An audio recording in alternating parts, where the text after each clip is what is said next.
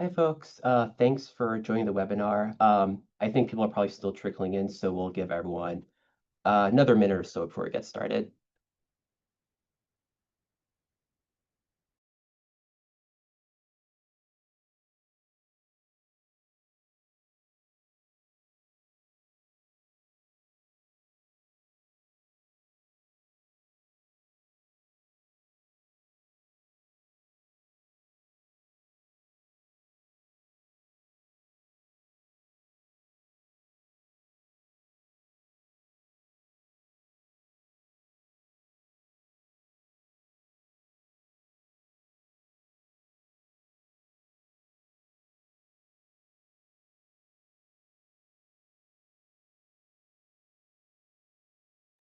Okay, I think we can get started. Hi, everyone. Thanks for joining us for OCAPA's August webinar.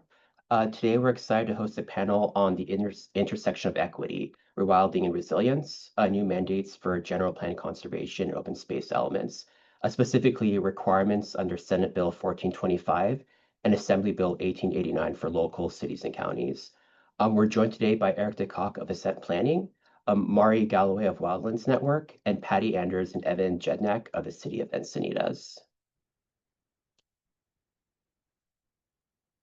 Before we get started, I did want to let everyone know that we do have more webinars coming up through the end of the year.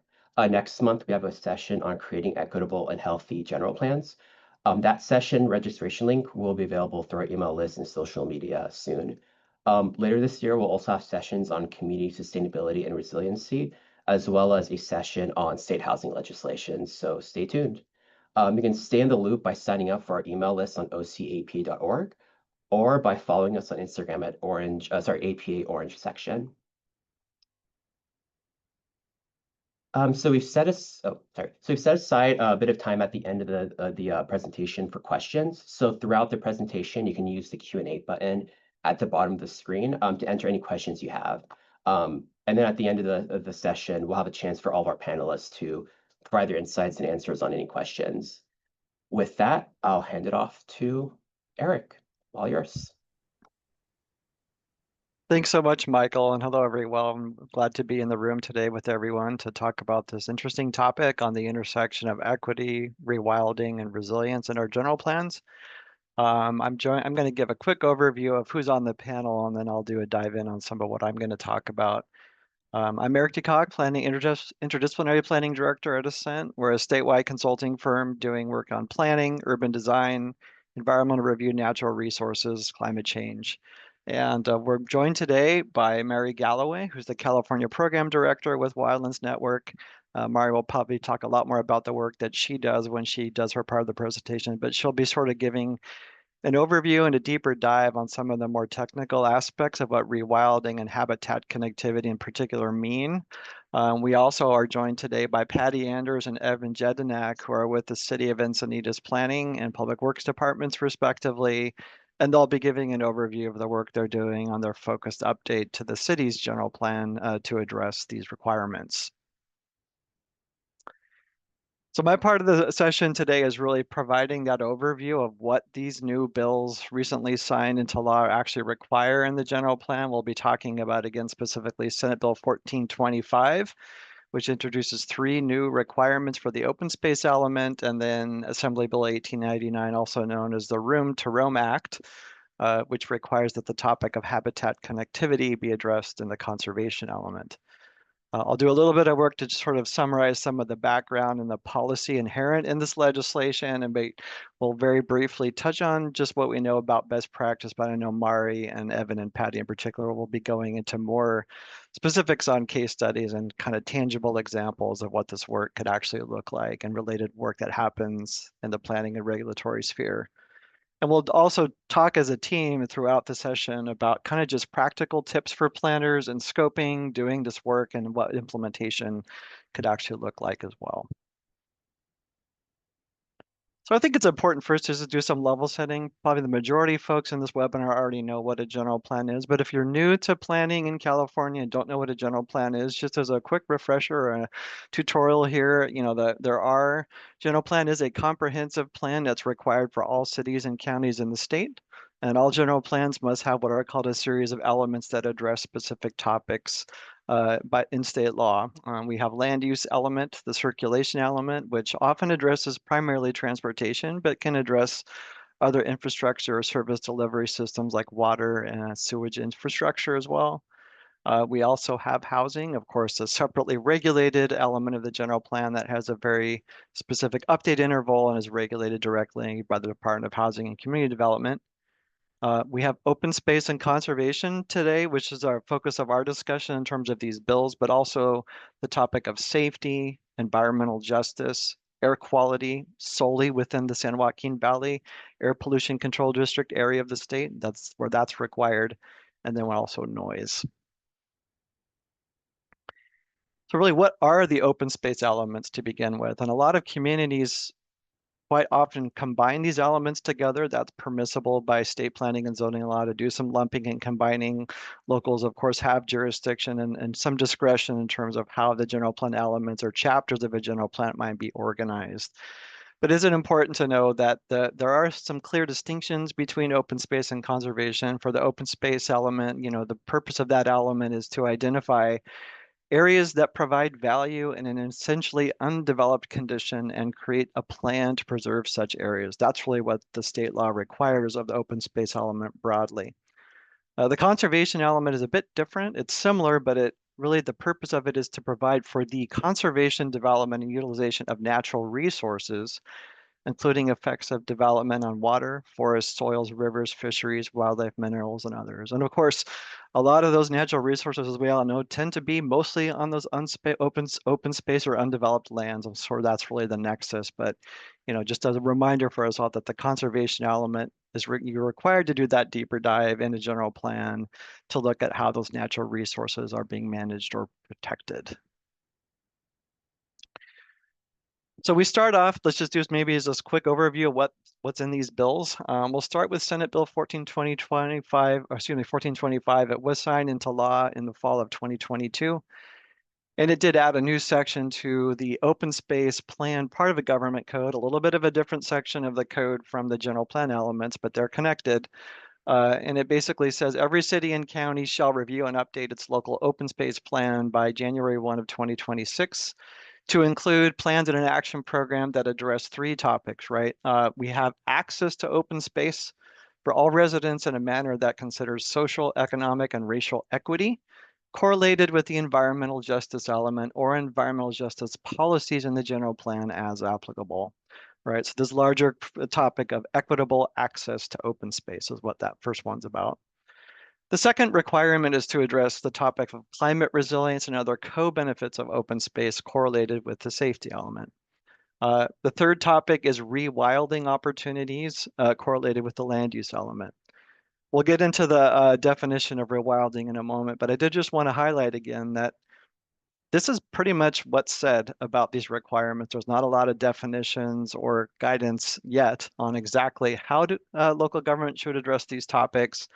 But as we get into the rewilding definition in just a moment, you'll see there is at least some guidance on that topic to begin with. And the way the bill in subsection B defines rewilding, you'll notice it's quite broad. It says opportunities to preserve, enhance, and expand an integrated network of open space to support beneficial uses such as habitat, recreation, natural resources, historic and tribal resources, water management, and aesthetics. But it also says that it could mean establishing a natural communities conservation plan to provide for coordinated mitigation of the impacts of new development. So for those of you who are familiar already with the NCCPs, the Natural Communities Conservation Plan, that of course is a optional but sometimes useful tool to do more local or regional conservation planning for that specific purpose as noted in the definition. So there is some nexus, at least there in the bill, to a specific plan, separate planning pathway that you could use to define rewilding if you so choose.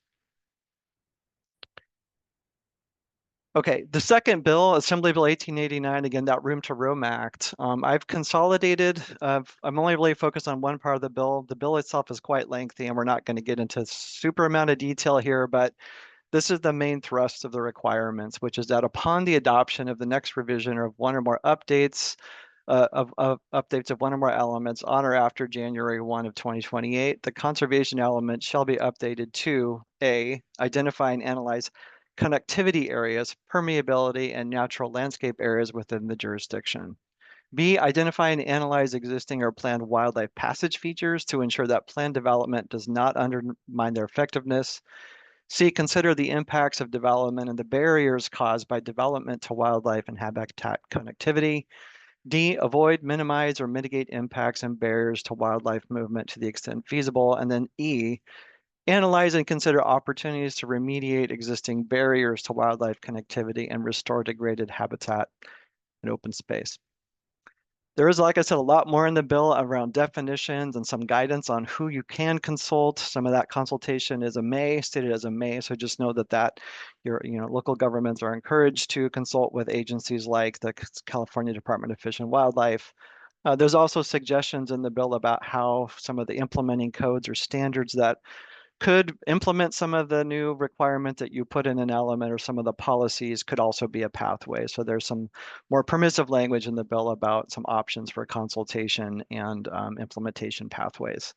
I will also say, and I think Mari will dig into this a little bit more deeply given her in-depth knowledge of AB 1889, and she'll talk a little bit more about why that is that some of the definitions for terms like connectivity, permeability, or natural landscape areas, these all actually are their definition sections of the bill that reference back to the Streets and Highways Code, based on some legislation that passed a few years ago that really promote statewide analysis and sort of mitigation of wildlife connectivity barriers through the work that Caltrans and other resource agencies in California are working on. So again, Mari will get into that in her presentation, but just know that this bill, in addition to what's required in the general plan, has some connectivity, no pun intended, to other bodies of law in the Streets and Highways Code that are important to consider as well. Before I hand over the mic to Mari, I just also want to just acknowledge that there are other new laws that are reshaping the general plan elements, and some of the requirements in SB 1425 in particular actually have some relationships to recent requirements that some of you might have already addressed in your general plans if you are a local government planner or a consultant. But bills like Senate Bill 379, again, that's a 10 years ago bill, but it did require that the safety element be updated to address climate adaptation and climate resilience. So if you've already done the work to address climate change, including how climate change might impact open space areas in your community through that effort, then you've done the work, right? It's just a matter of probably looking at your open space element and figuring out if there's any connective tissue or cross-referencing, or maybe you've already satisfied those requirements there. But if you haven't done it yet and updated your safety element for SB 370 now might be a really good time to think about how to address both sets of requirements on the top of a climate resilience and kind of do two things at the same time there. Of course, many folks are very familiar with Senate Bill 1000, the environmental justice element requirements. And again, there is a correlation call out in the bill and Senate Bill 1425 on the topic of equitable access and racial equity. So if you've already done the work on environmental justice and you have disadvantaged communities in your jurisdiction, you might have done some of that work. But again, if not yet, here's a great opportunity to sync up SB 1425 on that topic with your SB 1000 compliance efforts as well. And of course, I put on the screen the extreme heat, not a super direct nexus to some of these bill requirements, but some folks may determine that there are some climate resilience co-benefits of thinking about extreme heat in different areas where that's open space areas developed, or kind of the commingling of areas where that interface actually might occur. Okay, that's about all I had to say. I'm going to wrap it up and hand it over to Mari, who's going to take over next. Thanks, Mari. Thanks, Eric, and thanks APA Orange Section for inviting us to speak on this topic today, and for all the panelists tuning in. As Eric mentioned, my name is Mari Galloway. I'm the California Program Director with Wildlands Network, a 501c3 nonprofit, and we actually work across North America with the mission to reconnect, restore, and rewild North America so that life and all of its diversity can thrive. So jumping straight in, what is rewilding? Wildlands Network actually coined the term back in the early 1990s with this idea of really needing to protect our core habitat. So when we think of wilderness area, national parks, but not just those cores, but the connections between them, and also by restoring ecological function, by restoring apex carnivores to the landscape. However, this term and concept has really evolved over time to really recognize that we need to be thinking a little bit more broadly and creatively and thinking about how humans really have a really important role in this as well. And so it's really evolved to understand the role of what people play in this, and especially in landscapes like we have in California, where we have a lot of people, but we also have some of the most rich biodiversity in the world. And so a new definition we can think about it is a world that can sustain the intimately interlinked quality of human life and the persistence of a natural world that has evolved over the last 500 million years. And so going a little bit into the why rewilding is important. Why is it important that we're able to coexist with this biodiversity we have and allow them to be able to continue their ecological function? And essentially, sufficiently large, stable populations of wildlife, if the inherent value isn't enough for you, are really necessary to be able to keep our ecosystems functioning, which is necessary for our ecosystems to continue to provide benefits that we humans rely on, like clean water and seed dispersal and wildfire mitigation and management, versus declining populations of wildlife, which threaten the functioning of our ecosystems, that undermine the benefits those provide, and reduce their resilience to threats like climate change. And unfortunately, what we're seeing is wildlife is disappearing across the globe. In the last 50 years, we have lost 73% of our wildlife population. So we really need to start rethinking about how we are building our systems and societies in a way that can coexist with this wildlife. And a primary reason for this wildlife decline is habitat loss, the primary threat to the majority of vertebrate species currently facing extinction, a generalization that is certain to be true for threatened invertebrates, plants, and fungi as well. But one of the lesser known impacts of habitat loss is habitat fragmentation. And that's the process by which these large and contiguous habitats get divided into smaller and isolated patches of habitat. And habitat fragmentation is a problem because it impedes wildlife's ability to move. And wildlife need to move for a lot of the same reasons people do. They need to be able to move to access food and water. They need to be able to move to access shelter and suitable habitat in changing seasons. They also need to be able to find genetically unrelated mates. So we see a glaring example of this in Southern California, where we actually see some of our populations of mountain lion trapped on these islands of habitat. They're surrounded by dense networks of developments and freeways, to the extent that they are inbreeding, to the extent that they are losing their ability to reproduce and their ability to continue on the landscape. And it's results in a phenomenon called an extinction vortex, where we just see these populations quietly disappear because they're unable to have the genetic diversity to reproduce. Wildlife also need to move to adapt to climate change, and that includes slower rain shifts as the climate changes, but also to be able to respond to extreme weather events like drought, wildfire, and floods. But fortunately, wildlife corridors are continually and increasingly being considered as a fundamental strategy for addressing this. And that's really to try to identify where are these potential movement pathways and how can we maintain them to allow wildlife to continue to move and access those resources they need to survive. So Michael Soule, one of the founders of Wildlands Network, stated that wildlife corridors are the most important conservation strategy that you've never heard of. And fortunately, that's much less the case today at the time he said it, because now wildlife connectivity and corridors are recognized as a foundational strategy to combat the climate and biodiversity crisis on federal, state, and now local levels. So to kind of bring it back to SB 1425 and AB 1889, how do we reconnect and rewild and incorporate these concepts into our general plan? So the next portion of the presentation will kind of be looking at it in three kind of general preliminary steps of really understanding those local ecosystems, identifying corridors, and then identifying coexistence strategies to be able to support their function. So as Erik mentioned in the overview of legislative requirements, that it really encourages that local entities and planners be reaching out to U.S. Fish and Wildlife Service, your state agency partners, universities, nonprofits, and land trusts, many of which have already done a lot of these analyses and are actively working to restore connections on the landscape. And so plugging in to those resources and networks will be really helpful for trying to align kind of these general plans with these kind of ongoing strategies. There's also a lot of really great available resources online. And so wanted to just point to California Department of Fish and Wildlife through their biogeographic data page actually has a habitat connectivity viewer that when you view, it actually has every single connectivity linkage that's publicly available that you can access through this resource. And so, so if folks are kind of new to the wildlife connectivity space and the resources that are available, it's probably important to familiarize yourself with the California Essential Habitat Connectivity Project.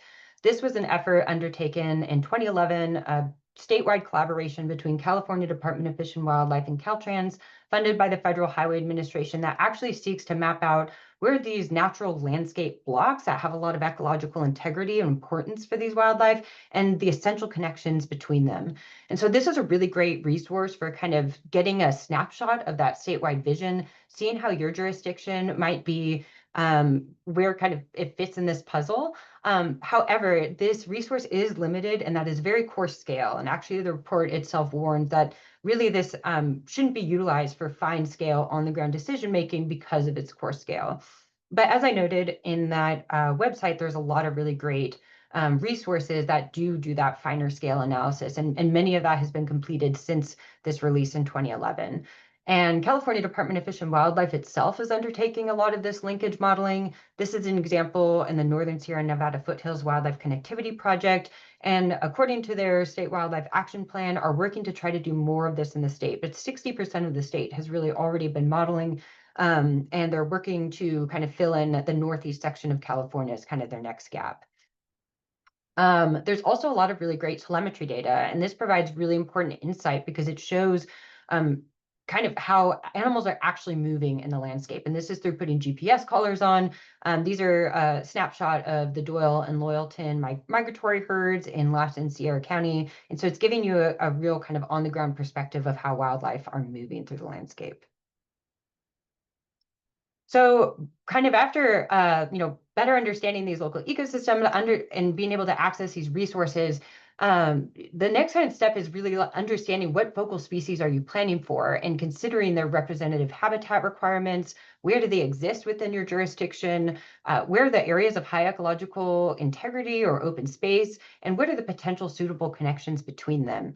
And critically, of those suitable connections, are there any bottlenecks where we have these kind of last chance landscapes that it's critical that we keep permeable and functional for wildlife to be able to access these other habitats? And I did a little bit of digging into the Orange County area, and where there is a natural community conservation plan, which Erik alluded to with the SB 1425 definitions, which has a reserve system. And there's a lot of analyses and that have to go into informing what this plan is. And so just doing a little bit of digging into kind of what informing the connectivity aspect of this, I ran across an analysis that Conservation Biology Institute had completed back in 2009, which identifies where some of these core habitat areas are and the linkages between them. So even though it's a bit dated back in 2009, this is a really great starting point that I would encourage folks to look to if you're looking to try to comply with these requirements in this area, because it has a lot of really great information on those focal species and their movement requirements, as well as some model linkages. So after you kind of get through the task of understanding these ecosystems and the connections between them, the other is to actually be able to incorporate policies and management that will realize that functional movement that we're looking to achieve. And so with that, it's important to understand some of the primary barriers to this movement within these linkages.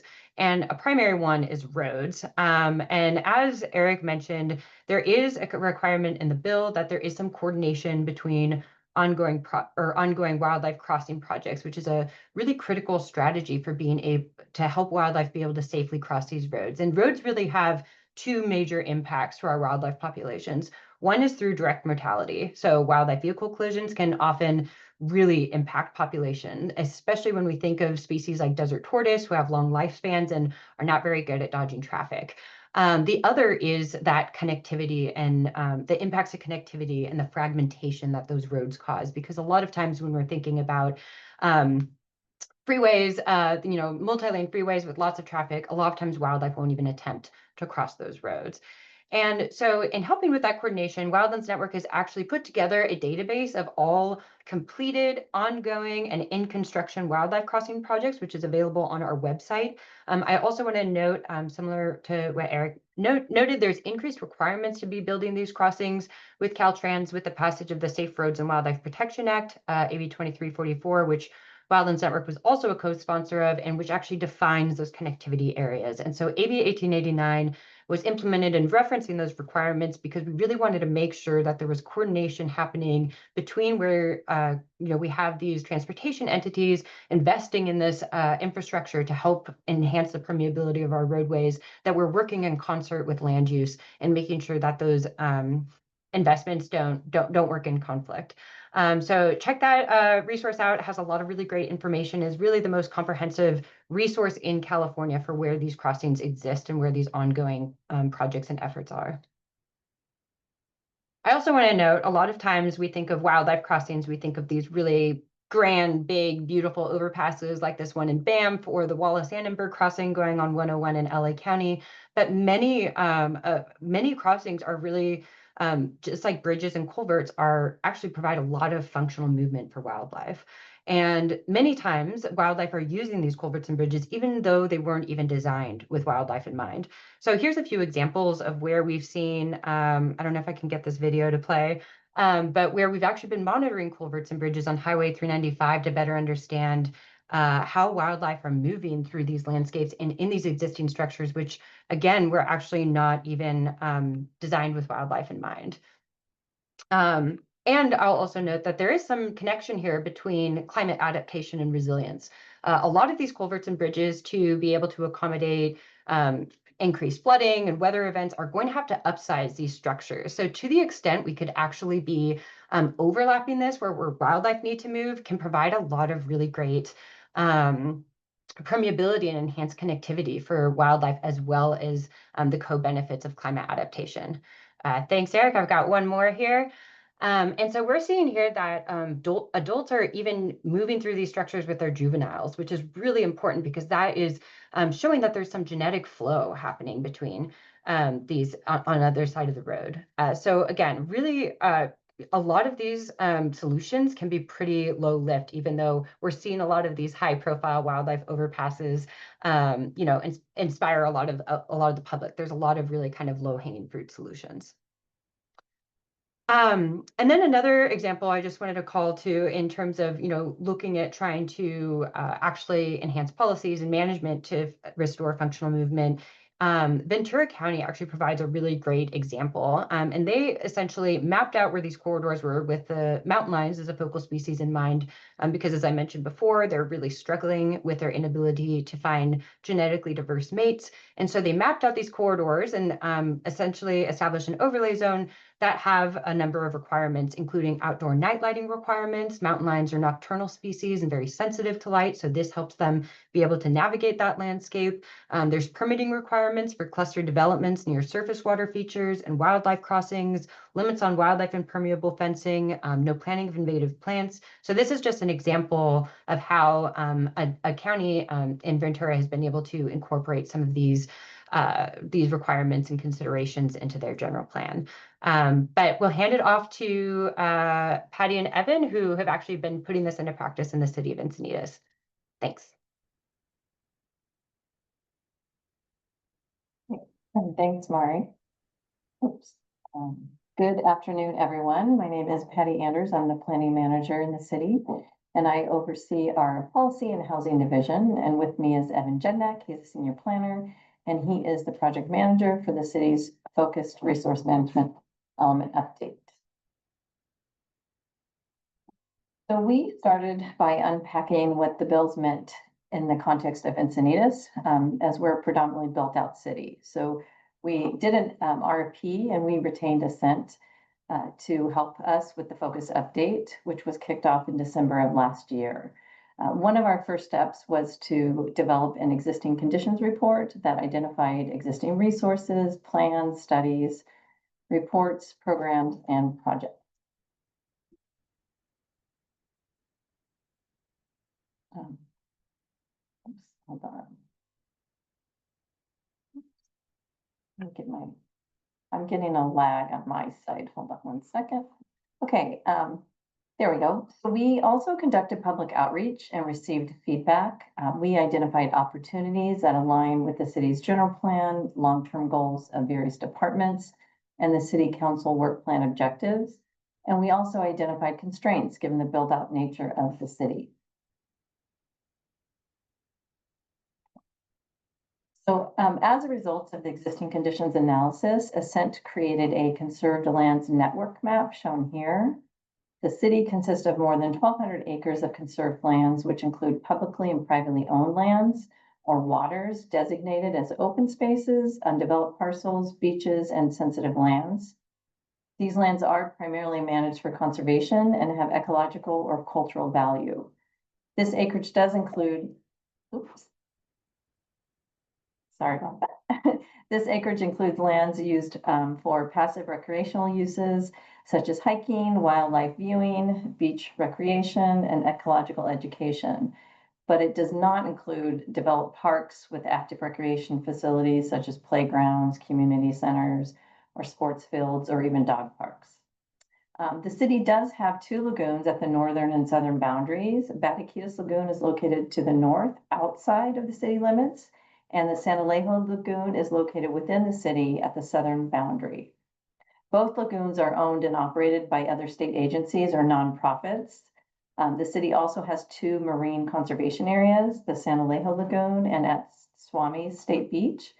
And the adjacent Bataquitas Lagoon to the north is also a state marine conservation area. It's not within the city, but it does provide habitat connectivity.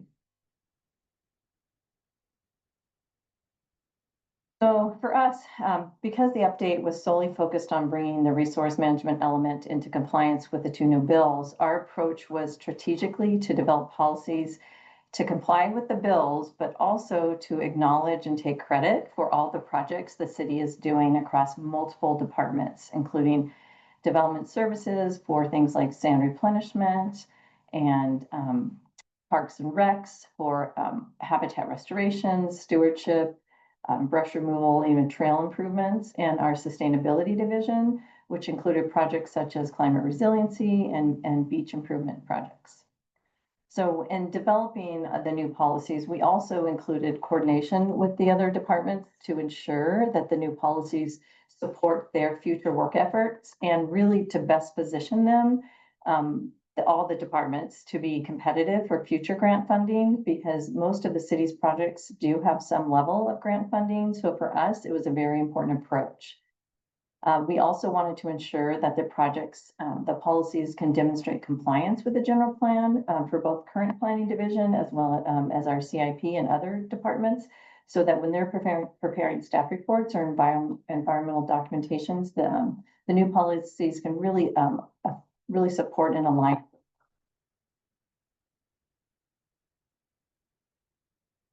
So the remainder of the presentation will be some specific examples of how the city's projects meet the requirements of the new legislation. This is an example of Rewilding. It's the Beacons Beach Coastal Bluff Landscape Restoration Project. The project showcases a balance of habitat protection with coastal access and recreation use. This is an ongoing maintenance effort to remove non-natives and replant with native species along the bluff. The primary objective of the project is to stabilize the bluff using native vegetation to protect the trail, which provides access down to the beach. However, this restoration project has really 2 benefits. One is reducing the bluff top erosion, and the other one is increasing habitat area. The restoration plan also includes a pilot project testing the use of washed up kelp to enhance natural dune formation, which is kind of cool. So another example of Rewilding is the Encinitas Habitat Stewardship Program. This program was developed as a requirement under the county MHCP, along with the city's draft sub-area plan. The program provides funding for basic property management stewardship on city-owned property, which contains sensitive habitat. And the program also provides a financial incentive for homeowners associations to participate in the program. And the implementation efforts include invasive plant control, erosion control, access control, trash and debris control, as well as fire management, or brush management, and fire abatement. So I'm going to turn it over to Evan for the remainder of the presentation. Yes, thank you. Next, I'll discuss climate resiliency and highlight recent examples of what that looks like in Encinitas.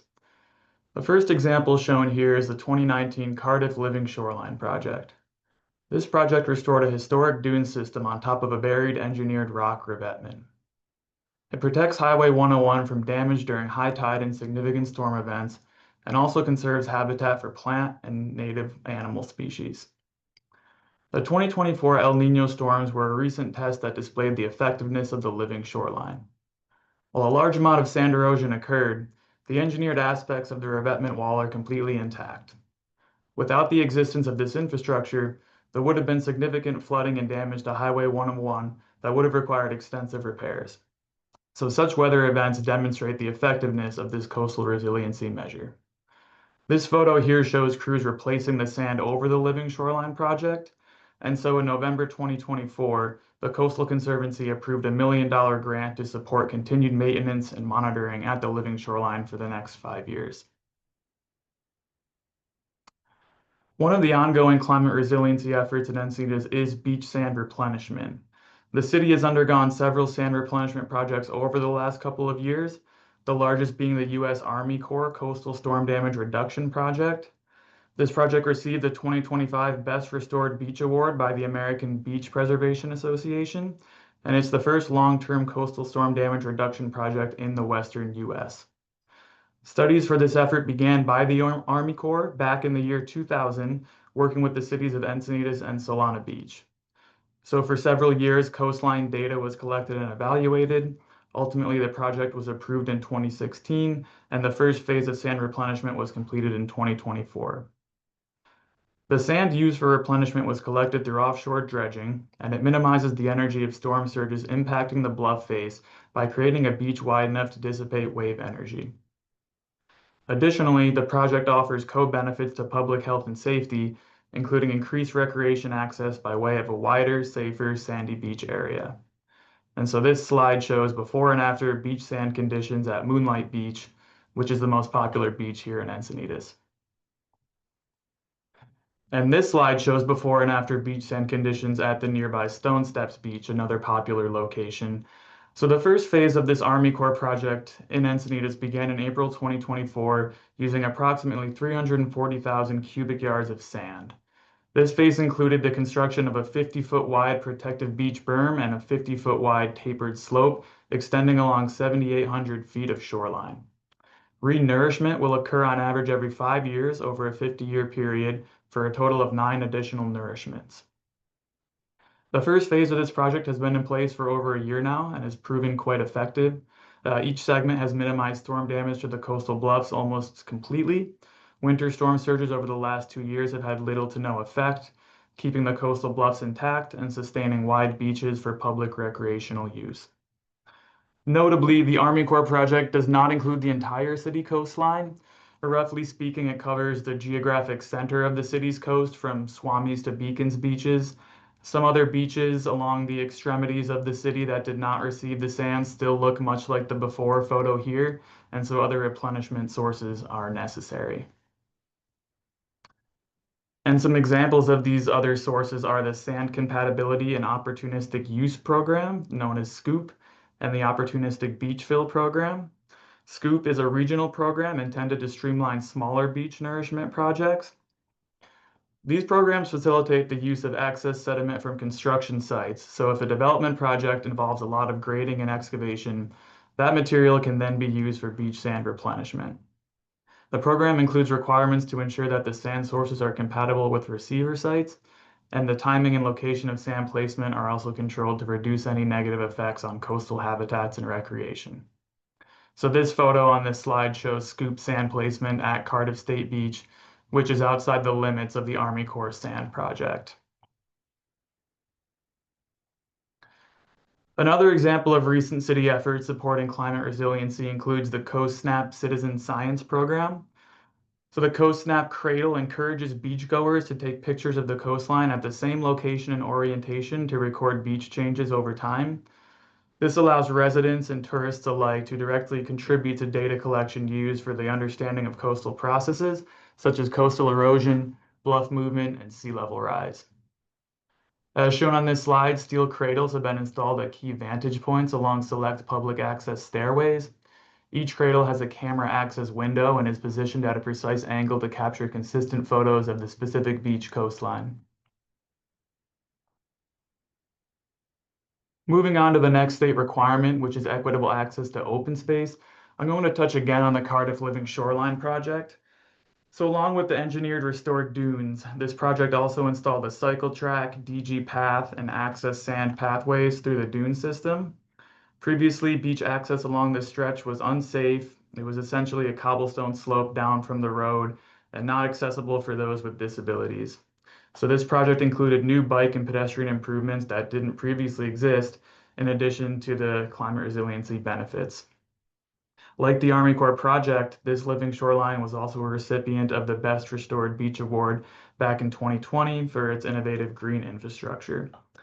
And ensuring equitable access to open space is vital for the economy of a coastal city, with beaches attracting over 2 million tourists each year to Encinitas.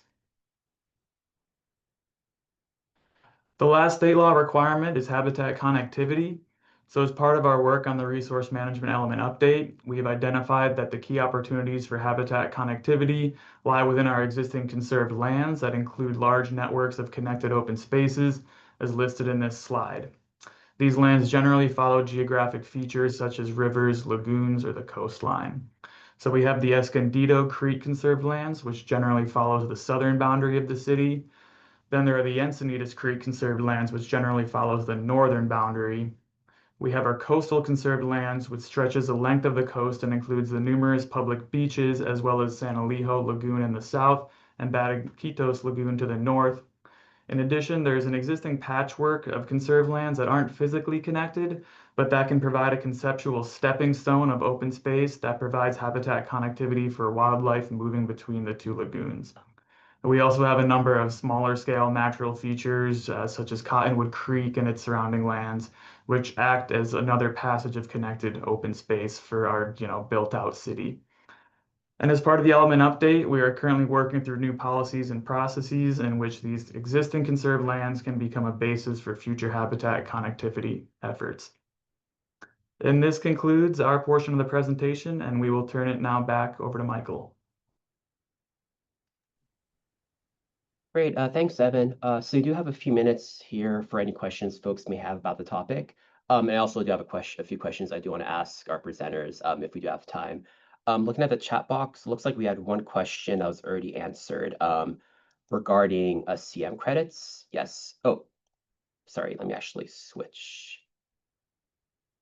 Yeah, I'll drop in the CM credit ID in the chat here, but you can also see it on the screen. So let me do that right now for everyone. The other question we had in the panel, in the Q&A box, I believe it may have been from Mari, asking if the Annenberg Wildlife Crossing over the 101 is going to have educational center, maybe as a way to spread the message. Yeah, I'll first start off by saying I haven't been directly involved in that project, so I don't have a great sense of all their plans, but I do know that they have docents there that will take folks on tours. I think even now that it's under construction, and I do think they intend to continue that educational kind of outreach and ability to tour the crossing. But whether they're going to have an educational center or not, I'm not completely sure.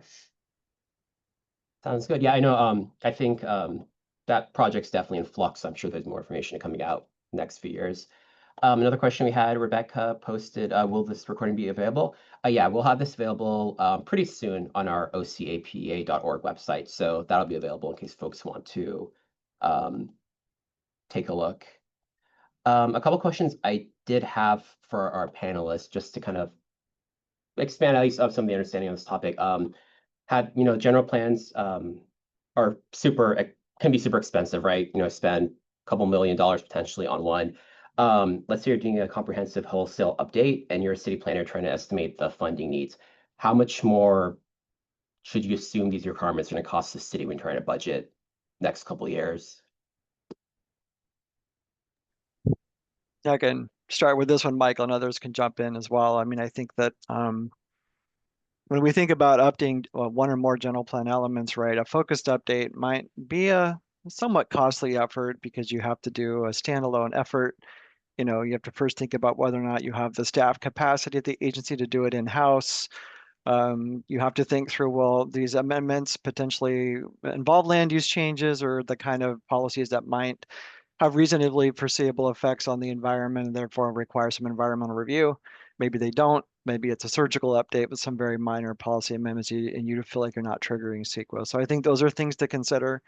The other thing to consider is that, of course, anytime we update a general plan element, it triggers SB 18. So tribal consultation is required. And of course, that's a baseline level of engagement for some of these communities that we're working with.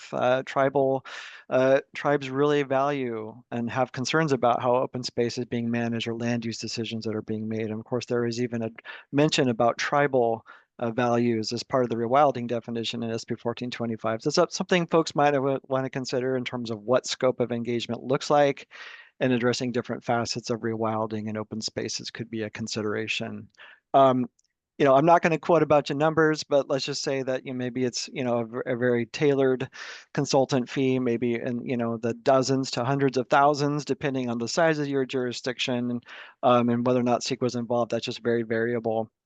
Another option, of course, for folks is to just wait until you've amassed a number of legislative mandates that you need to comply with and do more of a multi-element general plan update. Not maybe perhaps comprehensive, but it could be comprehensive in scope when we look at all the legislation that's been signed, adding new requirements into the general plan over the last 10 to 15 years. So for some communities, that works for them.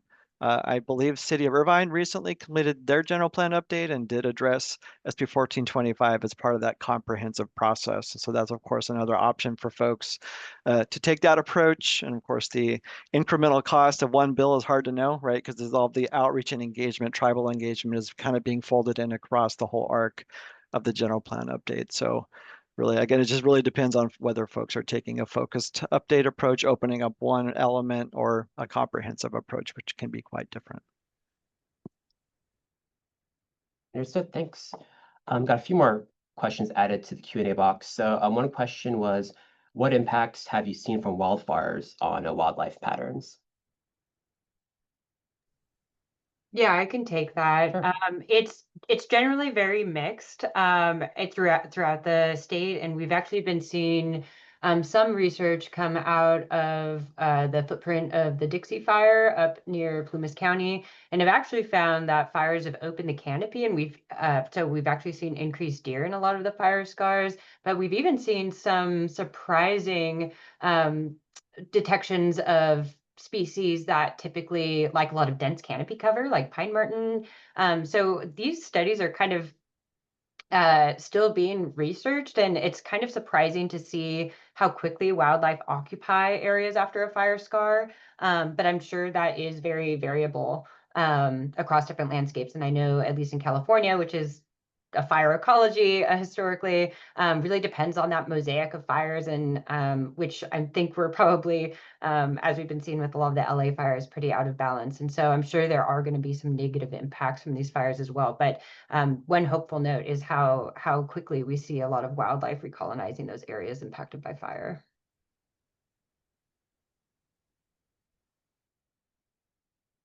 Thanks, Murray. This next question actually was in the back of my mind, so I'm glad someone asked it.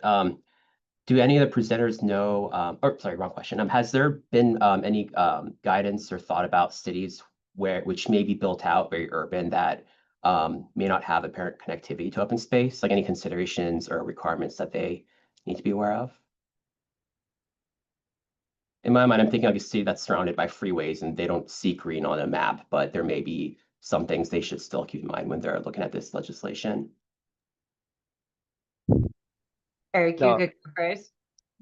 Yeah, I mean, happy to jump in here, Michael. I think that, some of these bills that are getting signed, adding new mandates to general plans, there might be a lot of communities feel like this just doesn't apply to us, and I think that's understandable.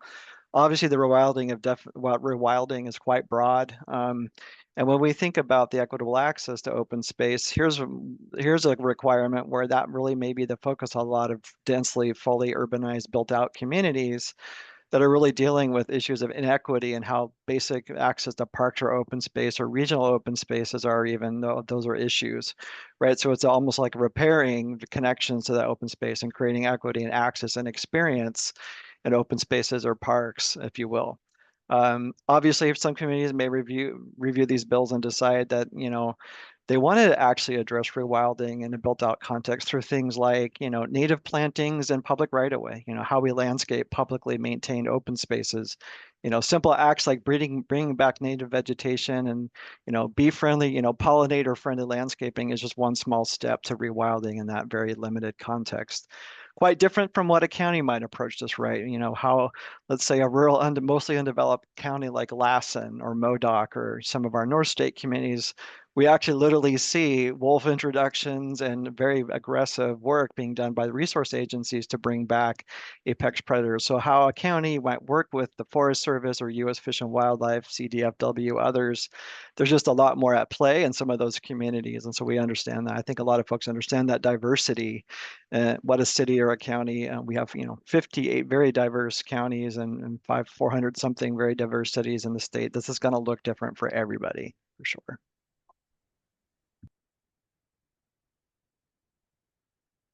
Thanks. This question is from Eric, and I think it's very suited for our Eric. Do you know if when LCI, formerly known as OPR, is going to be releasing any guidance for local cities and counties on this? Yeah, I don't want to speak on their behalf. I did see a few names in the attendee list. Maybe they want to type a comment in the Q&A here, but I believe, LCI is doing a comprehensive set of updates to several bodies of guidance, including the general plan guidelines and other bodies of guidance that LCI publishes and periodically updates. So I can't name a timeline, but in my discussions with staff, it sounds like they're working on some guidance on these bills. And so if one of them wants to share some information in the Q&A, I think that might be helpful for participants as well. And this is being recorded too, so I acknowledge you. I don't want to be quoted on anything. Got a few more questions coming in. We still are doing good on time. Or here's a lengthy question. Try to see if I can do it. So can our panelists discuss the part of SB 425 that requires you to look at rewilding opportunities correlated with the land use element? The question goes on to ask, does this mean revising land use designations in the element to ensure that rewilding opportunities are secured, or is the bill just saying that use the existing land uses to identify the rewilding opportunities? Basically, yeah, basically like kind of, we've talked a lot about the existing kind of baseline conditions, but did you have to look and kind of redo what your land use element map has for the city? I think is what they're asking. Michael, I can share what the city has done because we're a built out community, predominantly built out. So we did a focused element update just to our, resource management. We did not open our land use element because that just opens up a whole different level of complexity. And so we did not change any of our land use. And we felt, given, again, what I mentioned in our presentation was that we really had to unpack what the bills meant for us in a built out community, right? So it's like Erik said, and Mari, like it's very different for a county that has, hundreds of thousands of acres. Most cities don't have that. So we really just looked at our resources and the opportunities that we had within our existing land use element. We did not have any intention of changing it. And it wouldn't really help that much because we are so built out. Our open space is so limited and we have so much that's already protected with open space conservation easements or state marine conservation areas. So we did not touch our land use element, and we feel very comfortable that we can meet the intent of the bills given the context of our jurisdiction. Understood. Thanks. That question is done. There's a question about Orange County specifically, which maybe something that I'm happy to look into further and maybe share with you. Anna, they're asking if the Orange County is doing any programs or studies as a regional approach that cities can kind of look to for their local efforts.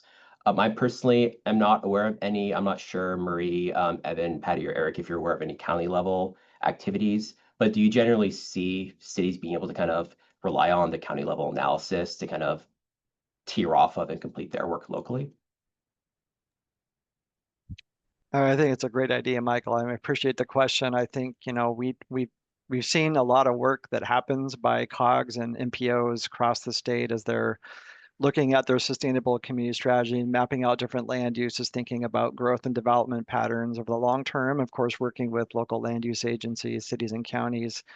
In that effort, I think COGS are very well positioned if they want to, muster the resources to assist local governments with understanding kind of regional land use patterns and opportunities for, connectivity at the regional scale would make a lot of sense. And I think some of what Mari presented even on the screen earlier in terms of statewide resources, but even kind of regional or more county or multi-county considerations, that's where the COGS and other, more regional agencies could really add value in this. So I don't know how many of them are in the room today. Maybe they have thoughts on that, but I think, blueprints, even green prints, we've heard about some regional green printing efforts in different parts of the state. And I think there's definitely, some opportunities for alignment at doing this at scale would be really beneficial for cities and counties. We have 4 minutes left. I think we can squeeze in our last 3 questions with just enough time, so I'll try to read them quickly. One question is, would it be considered enough or sufficient to address these plans and action programs if you've recently updated your open space and conservation elements?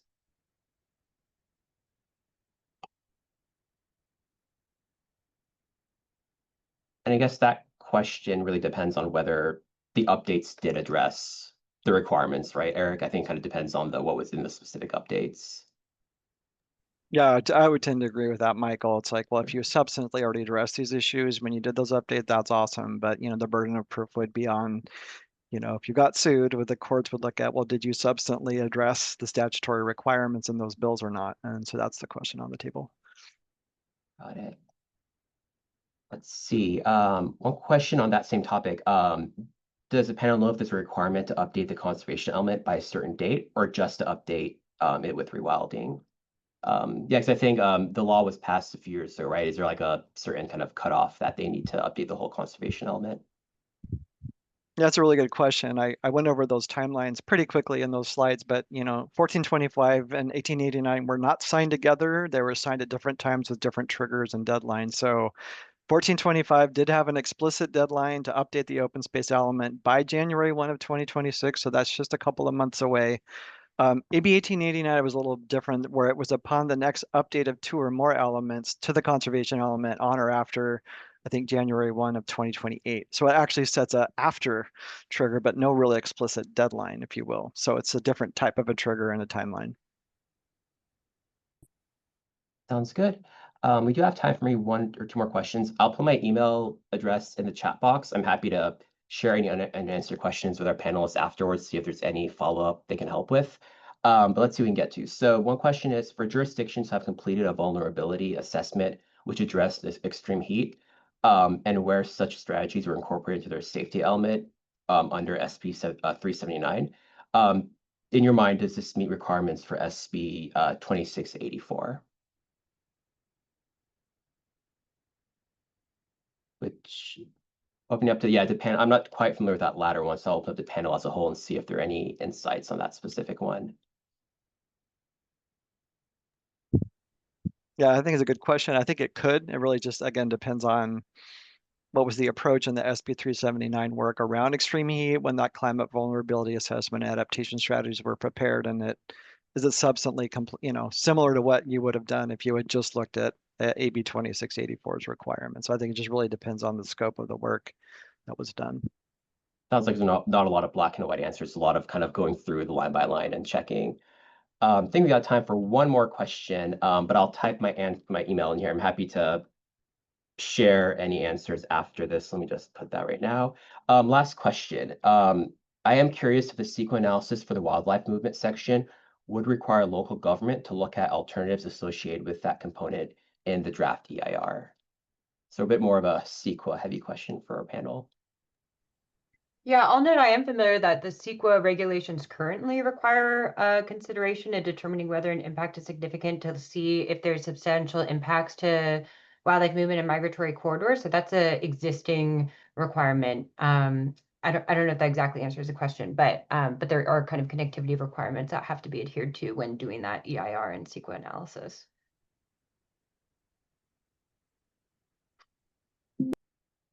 Thanks, Marie. We are at the end of our hour, so I do want to be respectful of everyone donating their lunch to learn more about this topic. Like I said, I know there's some few questions we didn't get to, but I'm happy to write those down and kind of check with our panel afterwards to get those answered. But otherwise, thanks to everyone for joining. Thanks to our speakers for presenting today, and have a great rest of the week. Thanks, folks.